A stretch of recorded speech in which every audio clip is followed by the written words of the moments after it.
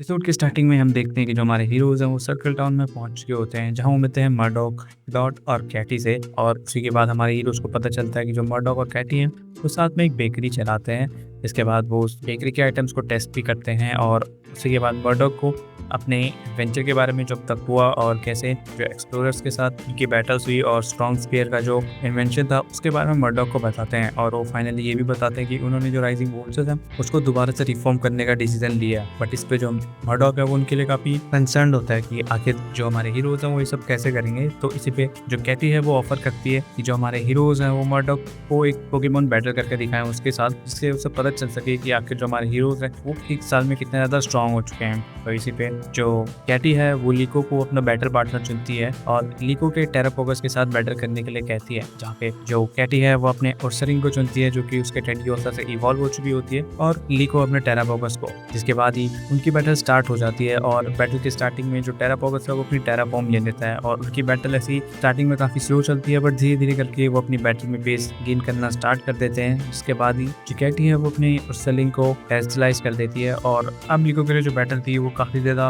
Problematic हो चुकी थी, क्योंकि जो ओर्सरिंग था वो टेस्टलाइजेशन के बाद काफ़ी ज़्यादा पावरफुल हो गया था। बट फिर भी जो लीको है वो अपने पार्टनर टेरापोगस के साथ उसके फाइनल मूव टेरा सैंडस्टॉर्म के चलते जो ओर्सरिंग है उसको हरा देती है और मर्डॉक को दिखा देती है कि वो पिछले साल में जो हमारे हीरोज़ हैं वो कितने ज़्यादा स्ट्रॉन्ग हो चुके हैं। और इसी के बाद जो मर्डॉक है वो भी उन्हें एक्नॉलेज कर लेता है और उसी के बाद उसको समझ में आ जाता है कि असल में जो हमारे हीरोज़ हैं वो अब अपनी चीज़ों को खुद से हैंडल कर सकते हैं। जिसके बाद जो हमारे हीरोज़ हैं वो डिसाइड करते हैं कि वो अब एक्वेरियम के प्रूफ को ढूंढने के लिए ब्रेव असागी की हेल्प लेंगे। बट तभी जो मर्डॉक है वो उन्हें बताता है कि जैसी जो राइजिंग फोर्सेस हैं वो डिसबैंड हुए थे, जो ऑर्ला है उसने ब्रेव असागी को ले लिया था ताकि वो उसको डिसमेंटल कर सके। तो इस पे जो हमारे हीरोज़ हैं वो काफ़ी ज़्यादा उदास हो जाते हैं, बट उनको एक नया आइडिया आता है कि वो ऑर्ला से कह के एक दूसरी ब्रेव असागी बनवा लेंगे। इसके बाद वो मर्डॉक से ऑर्ला के स्टे अवार्ड के बारे में पूछते हैं, बट उसको भी इसके बारे में कुछ पता नहीं होता। तो हमारे हीरोज़ जो हैं वो उसी के बाद अपने नेक्स्ट मिशन ऑर्ला को ढूंढने निकल जाते हैं। इसके बाद इससे पहले कि इस एपिसोड में और कुछ आगे हो सके, जो एपिसोड है वो यहीं पे खत्म हो जाता है।